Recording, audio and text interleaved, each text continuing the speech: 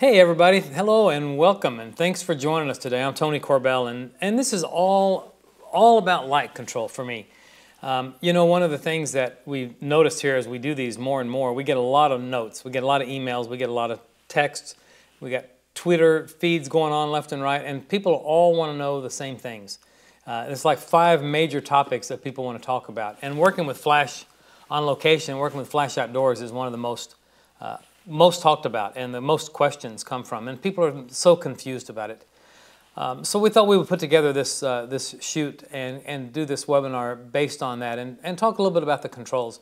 It's really, it's one of those things that you can make it as complex or as simple as you want, and I think there's tools designed to help you, and they do get a little complex and hard to understand. And then there are tools that are designed that just do what they do in a manual mode, where you're in charge of everything and every aspect of it. So it all depends on you and your style and what you like to do, what your client wants you to do, what your personal taste is. But one of the things that's key, and you're going to find this out from every single webinar that I do and every video I shoot and everything that I teach, and that is it's all about being in control. If you are out of control, you're killing yourself with time in editing, post-production time, trying to save pictures, fix pictures, and you can't be out of control. And you know, I always tell my friends and workshop attendees that being professional doesn't mean you get paid for something. Being professional means you're proficient at your craft. And if you're not proficient enough to understand that you get what you want every time you pull the trigger, then we got some work to do still. So it's great to have a great eye, but it's not great to have a great eye and then not know how you got it or be able to repeat it. So that's what today's kind of about. But what we're going to do first and foremost is go out to this wonderful ballpark and photograph this great picture named Bobby Blevins. And Bobby's a terrific guy, and you'll meet him shortly. When we leave today, maybe you'll have a little bit better handle on how to control flash and ambient in an outdoor situation, especially whether it's direct sunlight or in the shade or backlighting or whatever the situation might be. So I think we'll introduce that first video segment.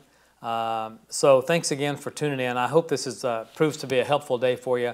I love this stuff. As you probably can tell by my personality and my energy when I'm out on location, I'm having the time of my life. When you get to a place like this, when you're shooting someone like Bobby on a location like this, it's all about the client. It's all about making them happy. And there's something too, I think that's a critical, important part of this, which is you've got to be showing enough confidence that anything I ask him to do, he's going to do it, because he fully has confidence in my ability to pull it off, whatever it is that I want him to do next. So let's take a look at our photo shoot with Bobby Blevins and are using our Bowens Gemini lights on location with battery packs. Hey everybody, here we are at the home of the Long Island Ducks out in Long Island, New York. Photographing picture Bobby Blevins, and Bobby's just this great guy. He's a good looking guy, talented, well built, great picture, and a great guy. So you know, the thing about this is when you go on location like this, one of the biggest challenges is how do you get your power, and especially on days like this where we've got sun moving in and out of these clouds, how do you deal with that light? Well, the answer is you don't. You've got to overpower that light. So we brought our strobes out. Over on the main light side, right of camera, I've got my 500 Gemini, and it's plugged into a travel pack. So I've got my battery with me, so I don't have to string extension cords all over this park. It's a beautiful park, and we want their cooperation, and they've been fabulous here. They came out and cut the grass for us this morning. They brushed and painted the pitcher's mound. They've really rolled out the red carpet for us. So because of that, it really makes you want to make sure that you're doing your best to get this shot done. Don't cause a lot of trouble and get out of the way. So we've got 3 heads. Our main light is an octabank, and that's just primarily lighting his face and giving us just the overall base exposure. Then I'm adjusting my shutter speed to take care of the contrast range. Then my 2 accent lights, and they're twin lights, coming forward, and those are with 500 units as well from Gemini, from Bowens, and they both have the 140 strip light. Now those are also powered about 1 stop below what I'm shooting at. So I'm getting the main light is overpowering the sun by about a stop. Then the strip lights are coming in at -1. You know, I'm getting great results on his face, and that's my primary goal here, is that face. But with my shutter speed, I'm carrying the densities of the background. If you'll notice, I've positioned myself so I can see the scoreboard right behind him.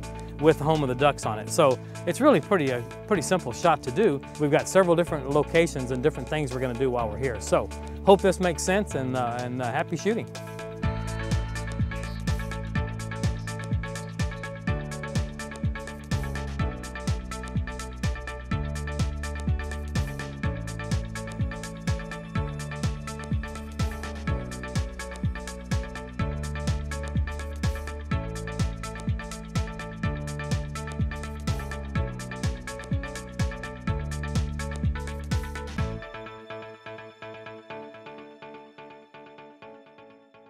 You know, one of the things that I think I failed to mention in that segment was why I got down on the ground and was shooting ground level.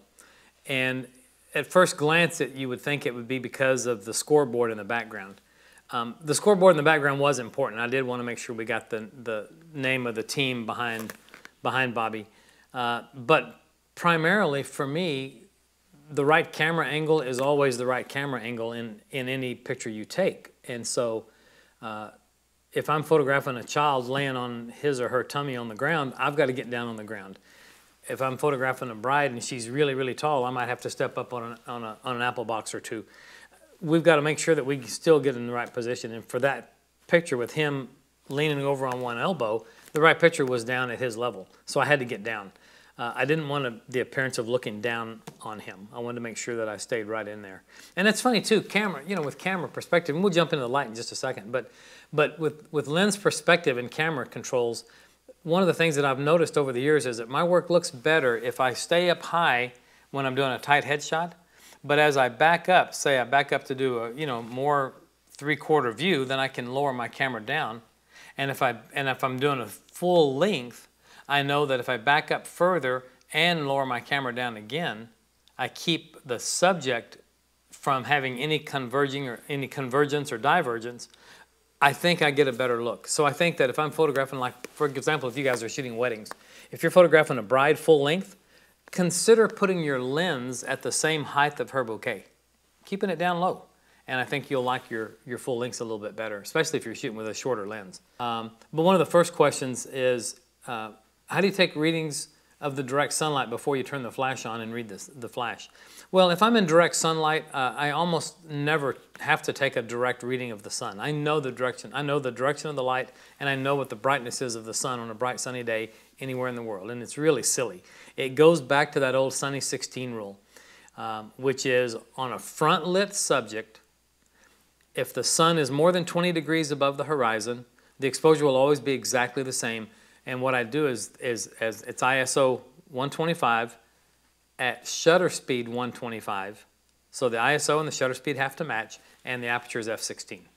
So basically that was my exposure for out there. It's the sunny 16 day, and then I just bring up the flash to match that output. Does that make sense? For me, I think it seems to make the most sense. One of the questions came in, so where can I get the weight bags for the light stands? You can buy those everywhere. You can use, I'll tell you what I used to use for years and years. I would have a little piece of rope, and I would have 3 or 4 rolls of black gaffer tape. That's as heavy as a weight bag, and I would just hang my gaffer's tape on the end of my light stands, and it works great. Some people use the ones that you can fill with water or sand because they're so portable, and you can take them to the beach with you, for example, empty, and you don't have to carry all the weight down to the beach. Then you pack them in with sand and then hang those on your light stands, and when you finish, you unzip them, pour out the sand, and you're out. So that's a pretty good one too.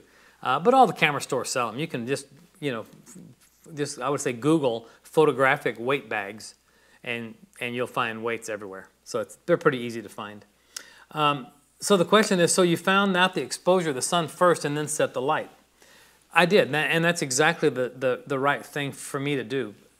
I've always been in the mindset that in any location situation, there's always something that's a constant, that will remain constant, that I have to sort of shoot to that one constant. Let me give you an example. I photographed a general manager of a wonderful, wonderful steakhouse in North Carolina called the Angus Barn. If anybody's in North Carolina, you've heard of this place. It's called the Angus Barn. And I photographed the general manager down in a basement. They've got a vault room. It's a private dining room downstairs. And I walked down there, and I was trying to figure out how I'm going to light this thing. And I looked around the room, and there are candles all down this one wall and all down this wall. So there's like 5 candles on each side. Well, I know that the exposure for candles, I know that the flame on a candle at ISO 400 is about 60th at 5.6. So I know that's why I'm stuck at that exposure, because the candles I can't change. That's my constant, right? So at the ballpark, the sunlight lighting the background, lighting the scoreboard, lighting the grass, all of that, that's my constant. I can't change that, so I've got to go to that. I hope that makes some kind of sense. In a portrait situation where I'm not so concerned about the background brightness, I'll change my shutter speed accordingly to make it a little brighter or a little darker, depending on my taste and the mood of the subject and what she's wearing or he's wearing or what we're trying to say with the picture. But for the most part, I've got to be very, very cognizant of my ambience, or the one thing that I shouldn't change or can't change, and that one constant. And on that day, it was the ambient light, so that's exactly right. I did let it go a little dark, so when you say at the end of your question, so then I set the light one stop more, I set the aperture to match the aperture of the ambience. Then I changed my shutter speed according to my taste and what I needed for the day. I hope that makes sense. If you're by yourself and you don't have an assistant and you only have 2 minutes with the subject, what do you use for a preparatory metering before the subject gets there? Or do you wait until the subject arrives? I do not wait until the subject arrives. You're right. When you don't have any time and you're by yourself, you better be prepped so that when he walks onto the set, you got to be able to shoot this thing, bam, bam, bam, and out he goes. Your clients would probably, I think, I would venture to say, pay you better, pay you more, and allow you to do a better job if you can get your talent in and out quicker. In other words, if I spend a half a day with an executive, I'm going to get one certain reaction to that. But if I can take that same guy and I respect his time and get that shot done, get the job done in 5 minutes or 4 minutes and get him out, they're going to love me even more because I was respectful of the time. And sometimes it's outside influences, like, you know, crowds showing up and people are coming in the stadium and you got to get off the floor or get out of the field.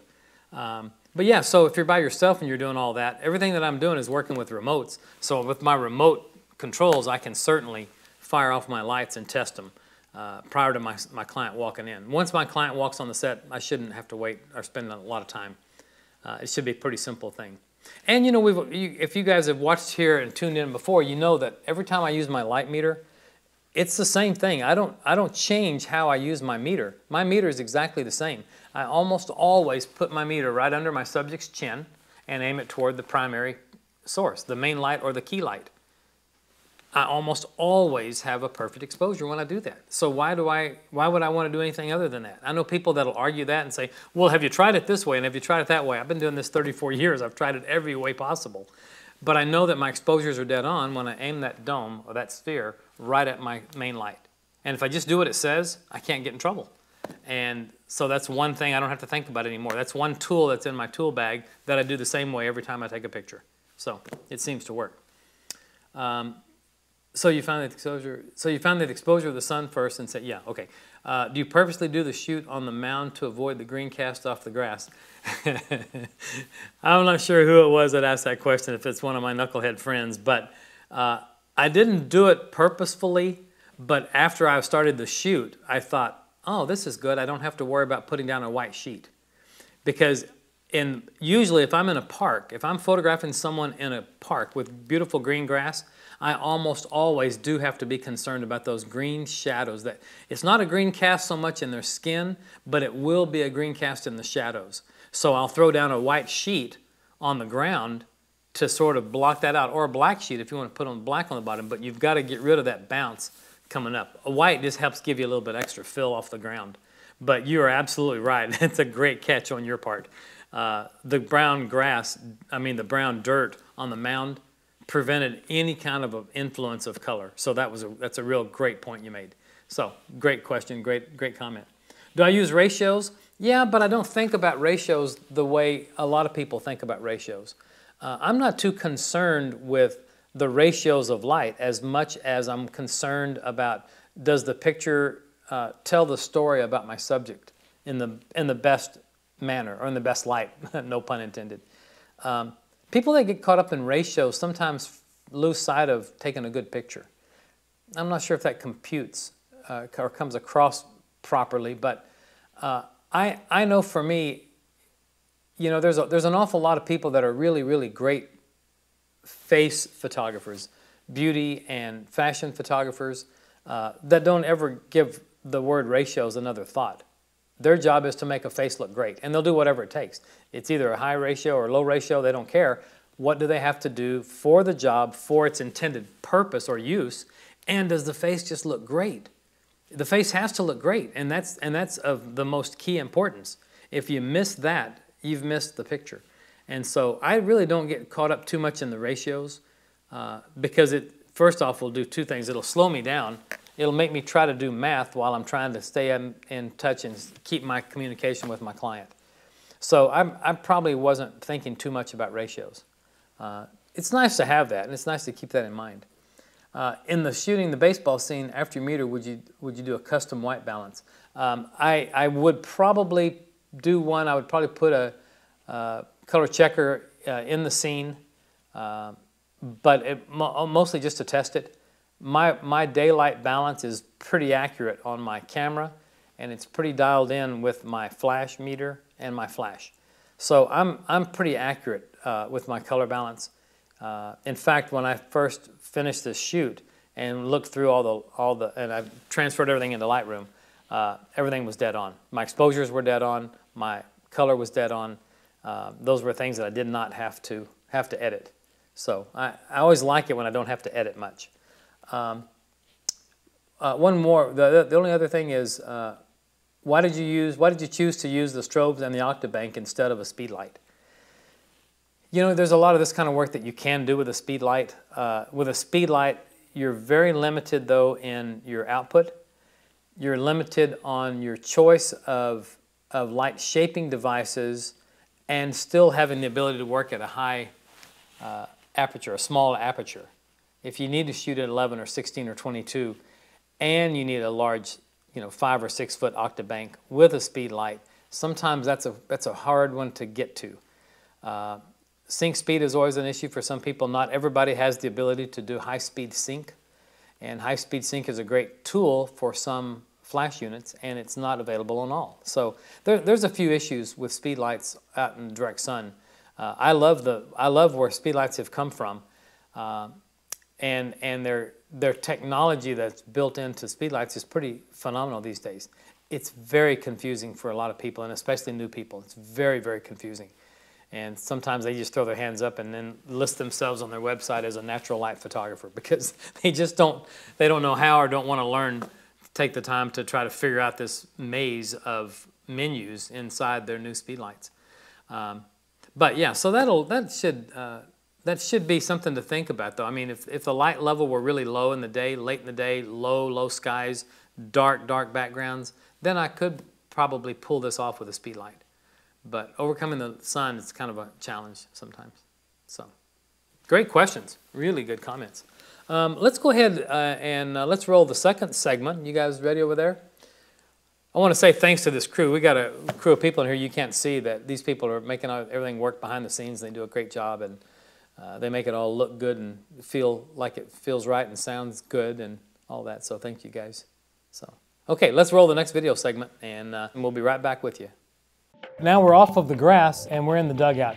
This is the place where so many of these ball players spend so much of their time.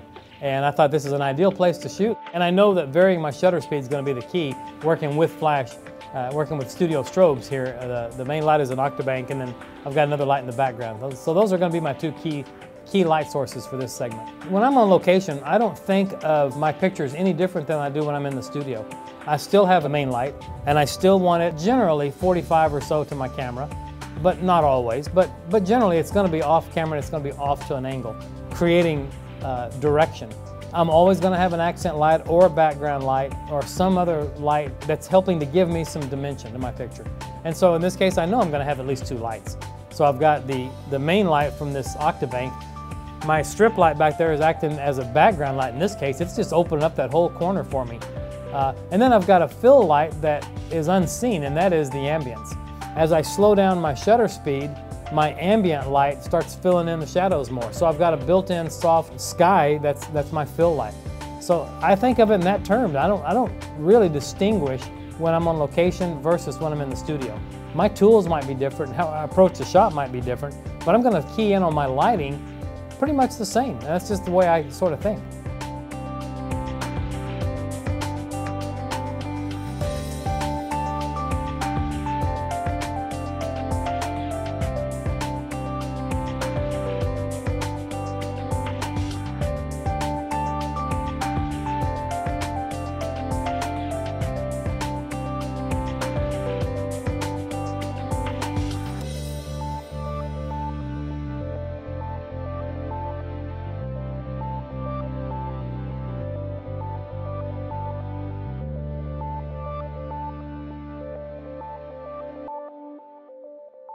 You know, again, working with Bobby is a treat. I mean, you can see this guy, he's just pleasant. He's just really nice. And most athletes are, at least early in their careers. I remember photographing an NFL player who shall remain nameless his rookie year, and he was a Dallas Cowboy. And his rookie year, he was so nice and pleasant, he would just do anything for you. And then I photographed him the year he retired, and he was such a jerk. Sorry. That's not going to happen here, though, because Bobby's a good guy. You know, one of the challenges with this picture, with the dugout picture, is that dugout faced north. What that means is that dugout has beautiful, beautiful light in it all the time. And so I didn't have to use the light. In fact, if you look at the light on my face during the videos when I'm sitting there on the bench, there's great light quality. But the introduction of the flash gives me the ability to separate the subject and the background. And it just kind of sharpens things up and gives things a bit of a hit of contrast that are comfortable. And it gives me some more options for my client to choose from. So that's basically that. And colors, I think colors tend to pop a little bit better when I can use a strobe in an ambient situation like that. So a lot of questions on this one. First one, would a 640 watt-second strobe be strong enough? The answer is absolutely. Plenty. In fact, the ones that I had were only 500s. I also have some 400 kits. The little RX 400s from Gemini, the little two-head kits. Those little 400 kits are so bright. They're terrific. And they're very, very inexpensive. What about the use of umbrellas? Umbrellas are great, and I use umbrellas a lot. What I can't do with umbrellas, what I can do with softbox that I can't do with umbrellas is I can keep the light contained right where I want it. Umbrellas will send light everywhere. And what that means is sometimes umbrellas will also send light to the ground where I might not want it, or at the base of the picture where I might not want it. So that's all. Just be mindful that umbrellas are a little bit harder to control, but they're terrific to use. They are not a soft source. They might appear soft because they light a large area, but they're not soft. They're a smaller source, and they're a little bit sharper edge shadows. So just be mindful of that, and you'll be okay. Why meter toward the main light and not toward the camera? This question I get every time I take a picture or ever teach anything. For me, the definition of an illuminance meter, also known as an incident meter, is designed to measure light as it strikes or falls on your subject. Okay? So what that means is it's to measure the light that falls on my subject. If let's say here's my camera. I'm looking in the video camera here, my main camera. That's my camera and I'm the subject. And if my main light is over here, if I aim the dome straight at my camera, half of that dome is in light and half of it's in shadow. So I'm getting some light and some shadow. So it's averaging between the two. But it's not giving me the light that's falling on my subject. It's getting me half the light that's falling on my subject and half the shadow that's falling on my subject. So by turning it toward the main light, now I'm reading all the light that's falling on my subject. That's what its job is. I know that for many, many, many years, I shot exactly that way, where I'm shot with my dome aimed back at the camera. And I got away with it fine in the film days, in the negative film days. I couldn't do it with transparency film. I could with negative film. And I can get away with it with digital, too, on one condition. And that condition would be if my main light is within 45 degrees of my camera. But if my main light is a little further away than that, then I've got to measure it straight to that light source. So for me, I just go straight to the light source every single time and I can't get in trouble. So it just works. And everything falls into place. I think of my incident meter in that manner. When I aim the dome of that meter at my light source, I always think of that as my reality meter. So a reflective meter, looking through your camera meter, your spot meter, a Soligar 1 degree spot, whatever you're doing with a reflective meter, that's a meter that's measuring a value relative to 18%. But your incident meter in the dome of an incident meter, that's your reality meter. And whatever it says, if you do what it says, your exposure will be dead on. And you just won't miss. And so for me, that's why I do it that way. I love your block for the light stand. Is that just foam? How adjustable is it for different heights? All that was an apple box that we had on the set. And we happened to, in fact, our video guy, Dan, who happened to just think, oh, we ought to take some apple boxes with us. And I'm so glad he did, because right where I wanted to put that light, that leg was hanging out in space. I'm like, crap, I need something that's about 2 feet high. And he went, here, and stuck an apple box in there, so it was perfect. No, it wasn't foam. It's made out of wood. And you can buy those. You can buy apple boxes pre-made, so you don't have to make them yourself. But it's good to have handles in there and those holes to be able to move them around and carry them. And they're really great to have around the studio. Often I'll use a short one that's even 4, 5, 6 inches high when I photograph models, because I want to get up just a little bit higher sometimes. And I don't want to stand on a small ladder. It's just too confining. So it works out pretty well. I noticed that you're using a 7200. Would you rather use a prime lens for portraits like an 85 or a 105? Great question. I have an 85 and I have a 105. It's interesting. I switched into the world of Canon a year and a half ago from a previous life with another brand. And when I got that 70-200, it was a recommendation from one of the Canon guys. Said, you know what, don't get the 70-200 2.8, but pick up the 70-200 f4 and test it and see what you think. And I tested that lens, and at every working aperture that I usually work at, that lens is crazy sharp. And having it that crazy sharp gives me, and having that kind of wide variety, I'm not going to say it's better than an 85 prime or a 105 prime, but I can tell you that I can move quicker and get more work done in a day because I'm using it. I'm kind of sold on it, and I've got those primes and I haven't used them in a while. And I'm a guy that came from the Hasselblad world where I never used zoom lenses until we made the transition to DSLRs. So I'm kind of sold on this 70-200 lens right now. So I know that that's an argument for some. Did you test both lights that you used with your light meter? Yeah, absolutely. I test everything, and like in the previous segment, usually before the client comes on the set, I'll have tested everything. Certainly, I know these lights real well now. I've been using Bowens lights for quite a long time now, and I understand their color balance. I understand their recycle time. I know their power output. I know that I can walk onto that set, put that bank up there, the octabank, that close to Bobby, and I know I can dial in that power down to number 3 and be pretty darn close to what I want to shoot at, because I just know the output now. Their output is very, very true and very, very accurate, and I'm just blown away at the quality that I'm getting at an affordable price. It's not a price that's cost prohibitive. So, okay, so any other questions? I didn't see anything else. I did want to make one comment. There was one question that we put down sort of to hold toward the end. How many different shots do you plan for an assignment like this? I really don't. You know, it's funny. It's funny. You'll know when you have it, and then the rest is sometimes for show if it's a paying client.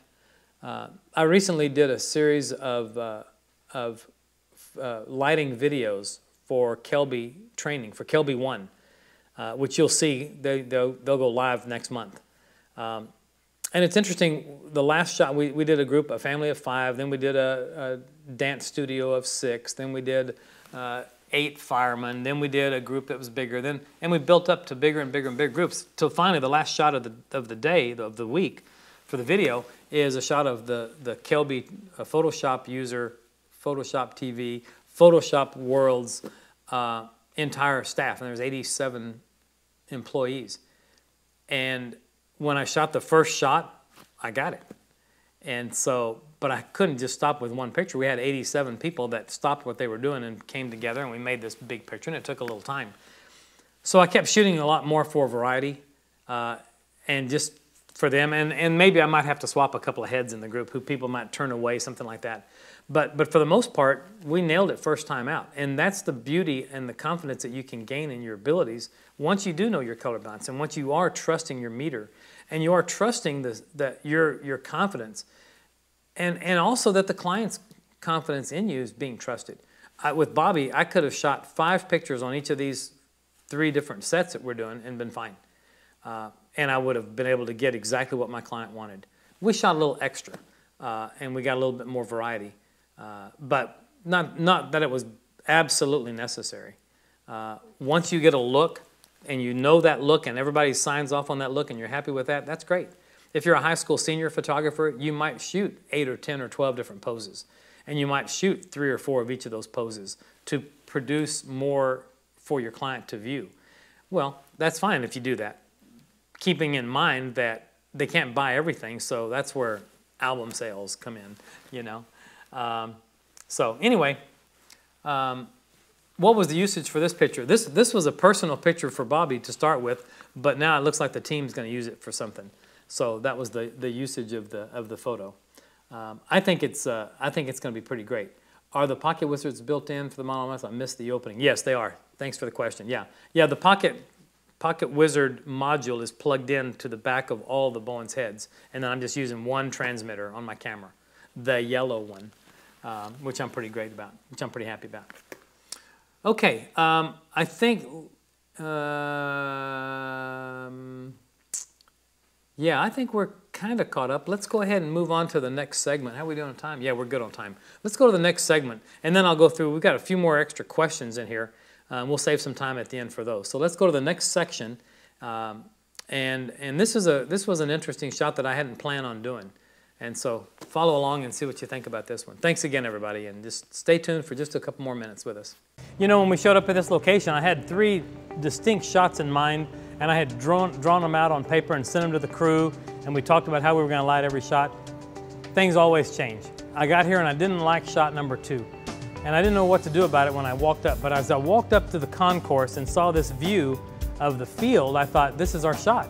I've got to be able to light him from here, accent him from there, and be able to see and perfectly balance that sky with what's going on under here.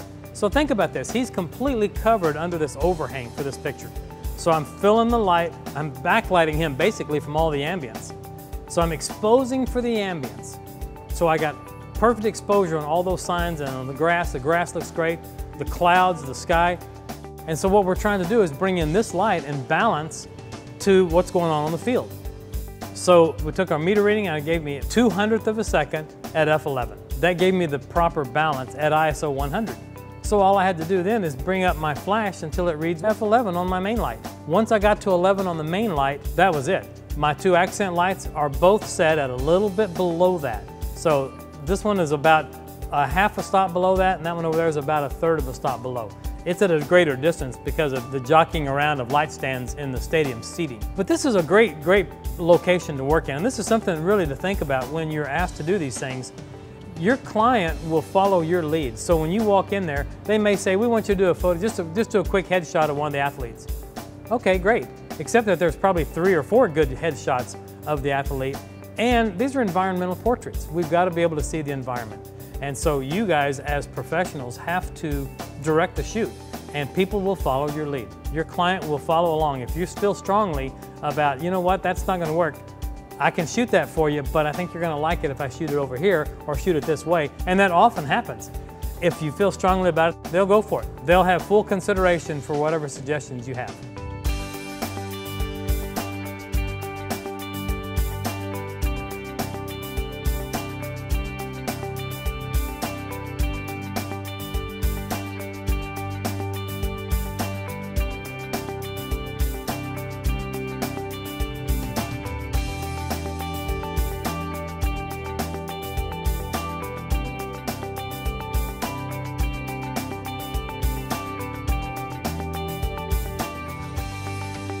You know, it's always a great thing being a photographer when you get asked to go on location, because you always find these great surprises.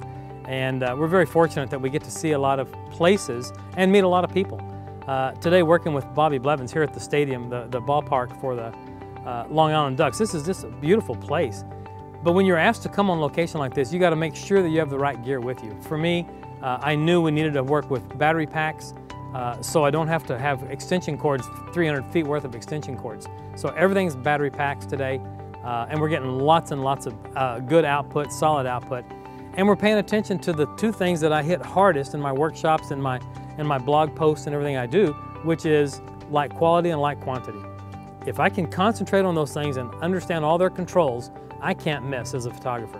Just be sure that you can perform on demand, that what you see is what you get, and that there's no surprises. If you can do that, you're gonna have a long career, your clients will refer other people to you, and you're always gonna have great relationships with your clientele, and you'll enjoy your craft as well. So, hope that helps, and happy shooting, everybody. You know, as I wrapped up there, I was talking a little bit about how fortunate we are, and we are. We get to do a lot of great stuff. I feel blessed every day, and I can't believe the fortune that has smiled on me, where I've literally gotten to travel the world, and I've photographed some of the biggest names in the world, and political leaders, and athletes, and astronauts, and different people, and it's just been an amazing thing that we get to do.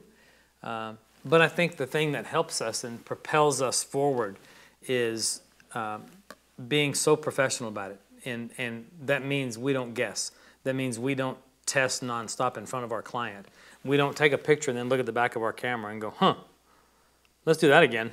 We don't shoot another one and then look at the back of our camera and we don't do that in front of our client. We get that done before they ever show up. So anyway, yeah, there's some great questions that came in after this segment. This was just a fun segment for me, I thought. And did I have a complete setup ready at each location? I did not. That was the same lights, and we just moved them all over the park. What about using reflectors or shoot-through screen for softer lighting? You can do that. You just you give up some control when you use reflectors in an ambient light situation, and there are certain things that you can't do. For example, it's very, very difficult to bounce off of a reflector. It's very difficult to bounce soft light. You can bounce hard light, but it's very difficult to bounce soft light. And sometimes your reflector, you're fighting the reflector all day. And for me, I need to get the shot done as quickly and with as little amount of trouble as possible. And sometimes that means I need to take a little extra equipment with me. What if you want to keep the subject sharp focus but blur the background? Do you tend to use a telephoto lens? Yeah. I'll often try to get away with the longest lens I can. And to answer that question specifically, absolutely, I love working with a background with very, very little sharpness to it. So yeah, you can power everything down. And that's another thing. If you can't get the power low enough to open up to a 2.8 or an f4 or 5.6 or whatever you might want, and you just can't power it down enough, great, use neutral density. You can use neutral density on your camera. You can use neutral density gels on your lights.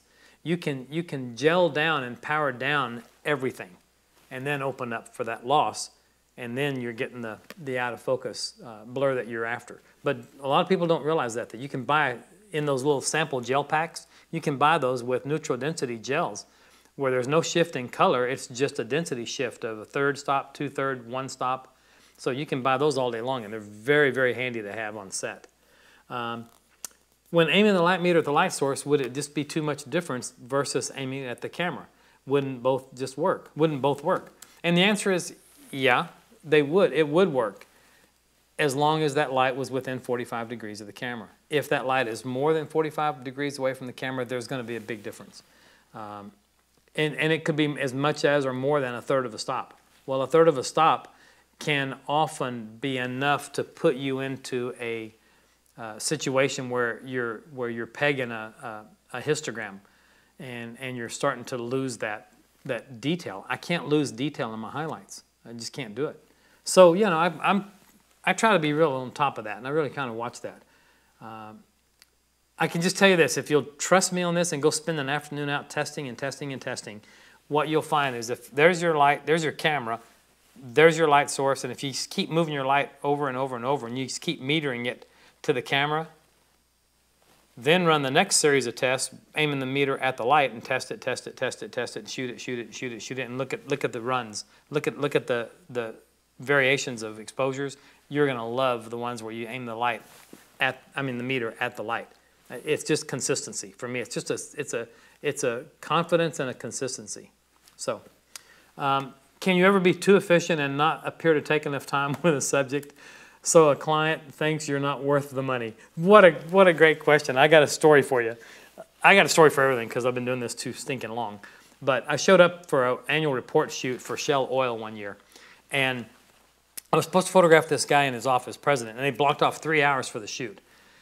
So my assistant, we pull up in front of the building, we jump out of the car, and we pull everything out of the car and set it in the lobby. While it's all coming out and unpacking it all, I jump in the elevator, grab my camera, and throw it over my shoulder and tell my assistant, I'm going to go up and tell him we're here. So I go up to the office. The secretary comes out and says, or assistant comes out and says, he's running way late and he's got to get to a meeting. And about that time, he came out of the office and he said, how fast can we do this? And I said, we can do this right now. And I walked into his office. Now, here's the beauty. Most presidents of most companies have a window that's on a corner. That's great news for me because I have 2 light sources. I got a light source for a main light and I got a light source for an accent, which will separate dark suits and the shoulders away from the backgrounds. So I was able to do this with ambient light. I shot 10 frames, bam, bam, bam, bam, bam, bam, bam. I was done, he was out, I was on the elevator and I was back in the lobby. And as the elevator opens, there's my assistant with his handful of gear about to load it on. We'd already finished the shoot. And I said, we're done, let's go. And he went, what? And so, but to answer the question is, do I charge my client less because I'm an efficient enough photographer that I was able to pull that off to a high degree and produce for them high quality work? Should I be penalized because it took me less time? Or should I be rewarded because I know what I'm doing? So you have to ask that question of yourself. I know that I charged them a certain amount of a day rate for that job. I didn't change my billing just because I had it done in a quicker period of time. I don't charge by the hour. I either charge a full day rate or a half day rate from me and my time. And if I can get it done quicker, my client wins. I should still be paid the same because I blocked off the whole day for this job. But mostly it won't take that long. So hope that makes sense. So one of the questions that popped in was, do I ever use TTL? The answer to that is yes, but pretty sparingly. TTL can get fooled. I can tell you the new 600 XRTs, RTX, whatever they're called, the new Canon stuff, those are ridiculously accurate. And so is Nikon's too. I'm not saying that they're not. Most of technology of today is pretty accurate for the world of TTL. But you have to remember, here's the thing about TTL that everybody forgets. TTL is based on that flash firing bouncing off of your subject, going through the camera lens, TTL means through the lens, and hitting a sensor next to your camera's sensor. When that light reaches that sensor, when it sees a mid value or equivalent of 18% gray, it turns off the flash. Okay? That's great as long as you're photographing everything of a mid value all day long. But if I'm photographing a bride dressed in white, or if I'm photographing a groom dressed in black, my exposures are going to be all over the place if I don't compensate for those. So in those situations, it might be better off to just shoot manually, I think. And you don't have to meter every shot. Meter one time and put a cheat sheet on the back of your flash. You know, at 10 feet, at quarter power, at this ISO, I am at f8 or f11. Do it that way and put a little chart at full power, half power, quarter power, eighth power, 16th power, at 7.5 feet. I would say 7.5 feet, 10 feet, and 15 feet. Here are my values. Great. They'll always be the same if it's a manual. They'll never vary. And with TTL, it will vary a little bit. Talk about the battery packs. Yeah, the battery packs that I use, the travel packs, I've had great success with them, and I've seen that the battery seemed to last a very, very long time, much longer than I anticipated. We did a walk through Central Park, a kind of a photo walk a few months ago, and we shot from 9 a.m. till noon, walking all over Central Park with a model and a group of photographers, and we were all passing around wireless transmitter, the Pocket Wizards, and we shot all morning. Well, when we got to the restaurant at lunch and we were finished for the day, I said, how's that battery pack?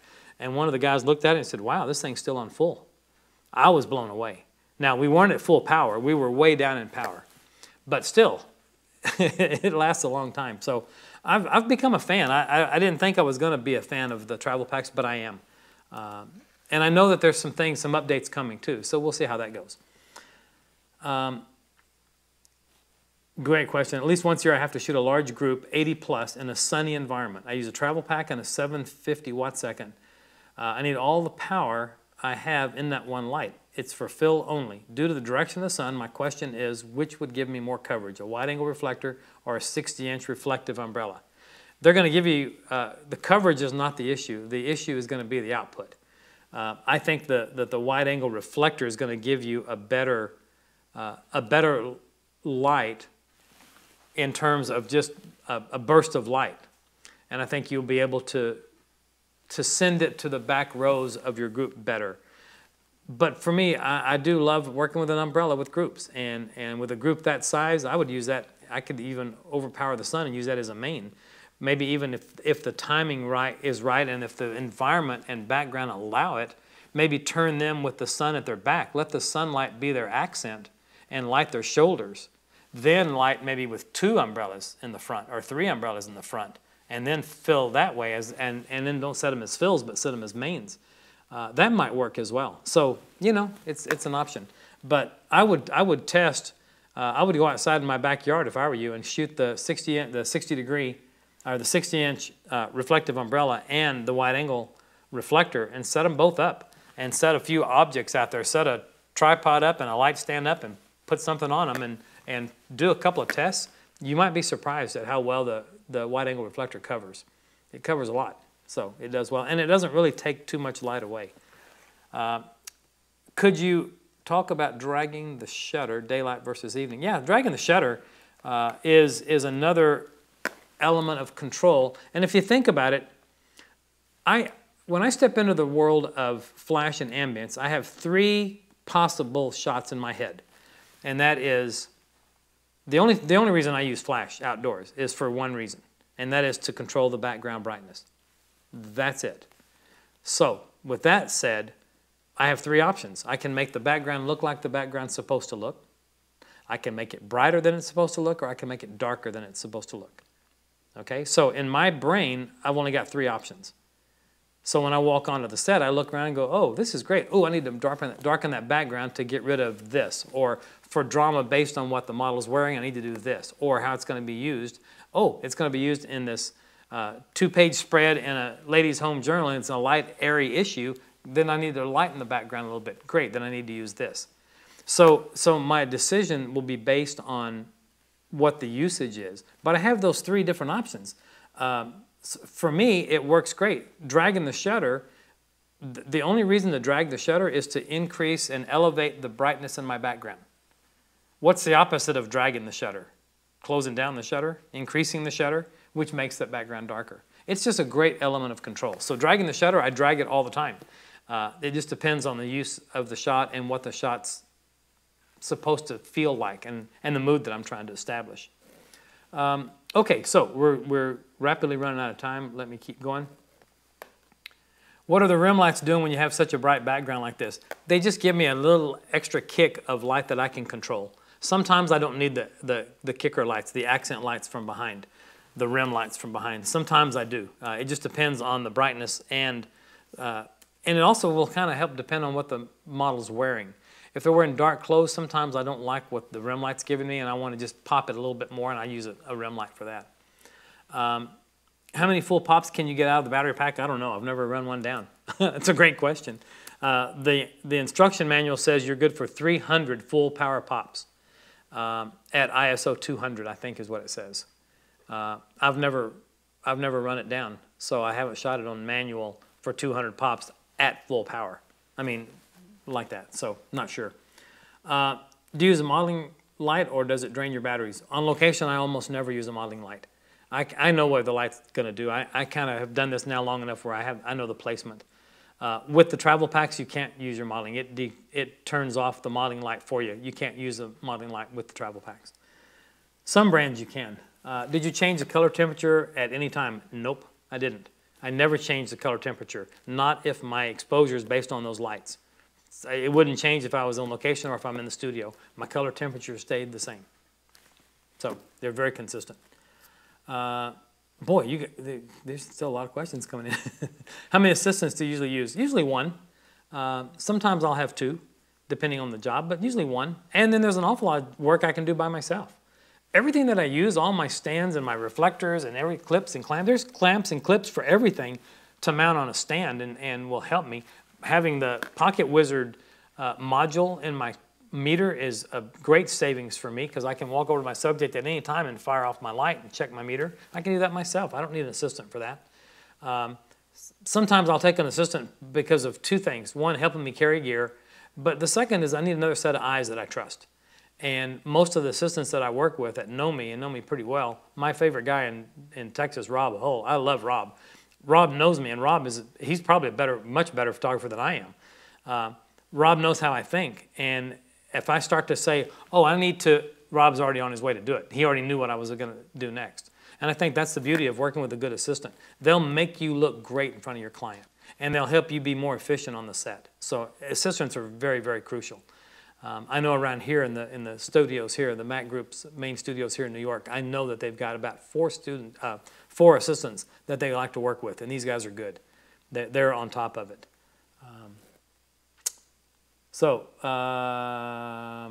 What if you have a group of athletes instead of just one? How do you measure the light? Same exact way. I'm going to measure the light. I'm going to go to the one on the front right. Let's say I'm doing a team shot, and I've got 15 members of the team. I'll go to the front row, and I'll measure one side, and I'll measure the middle, and I'll measure the other end. Then I'll measure the back row, and I'll measure the middle and measure the other end. And I will move, and in that case, I'm going to flat light that anyway, or at least have it more than one light source.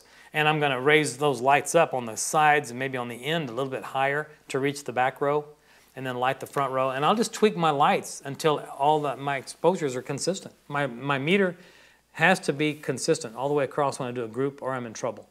And like I say, we're probably going to do a webinar on group photography because this is something that does come up a lot. But I do have this course coming up on Kelby 1 as well. I know this too. I did a shoot years ago with my friend Terry Deglow from Kodak at the United Nations of all the world leaders. And it was the Millennial Summit meeting. And it was the biggest shot I've ever done in my career, and certainly I'll never beat that. But the question that came out of that from one of my students was, you've got people wearing white suits and black suits. You've got white skin and black skin. You've got all these variations of tones. How can you possibly make good exposure with all those variations? And the answer is very, very simple. The answer is that you have to base your exposure on the amount of light that is present, not the tonality of your subject. So let that soak in for a second. If I'm photographing a black car, I can't change the exposure because the car is black. If it's black, it should look black. If the car is white, it should look white. If the skin is dark, it should look dark. If the skin is light, it should look light. I have to use my meter toward my light and do what the meter tells me and build up the exposure to where I want to shoot. But I can't change that based on the tonality of my subject. So in the group photography situation, it's the same thing. I've got to light it in such a way that at least I've got even lighting across. And then whatever the meter says, that's what I'm going to do. That's my rule. Do you ever consider cupola stands? Absolutely, and I've got a 6-pack of cupola stands. And I'll usually, for something like this, I could have taken those out and probably would have been safer for me to take the cupola C stands with me on this location and then set weights on those. Pardon me. But I just used the kit lights that came, the kit stands that came with my Bowens Gemini kits. It was just easier to manhandle up and down all the stairs to get to the field. Can you go over what you said earlier about your exposure for ambient light? Yeah. So, pardon me. Okay, so yeah, let me go over that. It's so weird when she sends me these questions and I'm looking at them, it's like, they move and change. It's pretty odd. You're good. So to answer that one, earlier what I said was basically this. With regard to the exposure you have to determine what you want the brightness value to be of the background in particular. And so if the background brightness is a bright sunny day, I know I'm going to shoot. If I'm at 125 ISO, it's going to be 125 at f16. That's my exposure, period. Then I'll bring my lights up to f16 to match that. Now, if I want that background to appear a little darker, then I can cheat my shutter speed up a little bit, or I can slow it down a little bit and vary the density of my background based solely on my shutter speed. So it works just like that. It's pretty simple. So what color temperature? If I'm in daylight situation, I use daylight. You know, it just works. The flash setting on your camera on the presets is ideally suited for your speed lights. Speed lights by nature are a little bit cooler temperature than your strobes, studio strobes. So it's probably 300 to 500 Kelvin degrees temperature cooler. So that flash setting on your camera will add 300 to 500 degrees Kelvin warmth into your picture. If you like a little bit of warmth in your work, in your portrait work, and you're in the studio, maybe don't set to daylight, but maybe set to flash, and you might see just a little hit of warmth, and you might like it. You might not, but it is something that's pretty good to utilize. And then finally, if just starting out, what would you consider a good one light system to build on? 400 watt seconds minimum or higher. 400 is great. I was talking earlier about that little 400 RX kit that we have, the Gemini 2-head kit. This is a 2-head kit, 400 watt second heads, which are great. We used them all day the last 2 days, 3 days around here. 2-head kit with 2 stands and 2 umbrellas and 2 reflectors and a carrying case with wheels on it. And the whole kit, it retails for 850 bucks. I don't think you can do better and have more powerful lights, more powerful controls, and have higher quality for anywhere near that kind of money. So I think it's a great way to, start. And then finally, I want to just wrap up. One of the last questions here was, will Bowen have LED strobes? I'm not sure about if we'll have LED strobes, or if we do, when we'll see them. Through our relationship with Bowens in the UK and their building of lights called Limelight, we do have LED lighting. And around the studio here, some of the guys that do some of the product work, they really like those lights. The sled lights especially, SLED, it's SLED, studio LED lights, are really great lights. And there's something to consider taking a look at. And you can get batteries for those, for taking them off on location. We've also got one called the Mosaic, which is a 1x1 square LED lights, which are very, very bright, very durable. So they're pretty worthwhile, worth checking out. So, well, you guys have we've run this right up to a full hour already, haven't we? we got on a good roll there. Let me just see if there's anything left there that I don't want to skip anything that's important there. I think we're caught up. Let me just wrap up by saying, you know, our job here is to inform, I think. We'd love it if you'll go buy some Bowens lights. But if you don't, that's okay too. Come back anyway. We're going to continue to inform. My job as the lighting evangelist for the company, and I've been doing light workshops for 25 years, and lighting is what I do. It's what I love to do. It's what I love to talk about more than anything. The teambowens.com blog that we've started is very, very active, and every day, every week, we're posting 1 or 2 things new all about light control. So stay tuned, and thanks for tuning in there for sure. And don't forget to check out the YouTube channel at Bowens TV on youtube.com. And subscribe to it, and you'll get notifications when we post something new. Well, folks, again, thanks. You know, we try to do this as often as we can. We've got some great things. We had a meeting this morning with some great webinar ideas coming up for next year. We've got a lot of content coming your way sooner than later. So stay with us. Thanks for tuning in. Thanks for trusting us, and I hope it's been helpful for you. Feel free to send us a note. You're welcome to send us notes anytime. We take criticism well, and we actually read everything that comes in. So we hope that you'll continue doing that. Again, thanks very much. Have a great week, and appreciate you tuning in. Thanks, everyone. Take care. Bye-bye.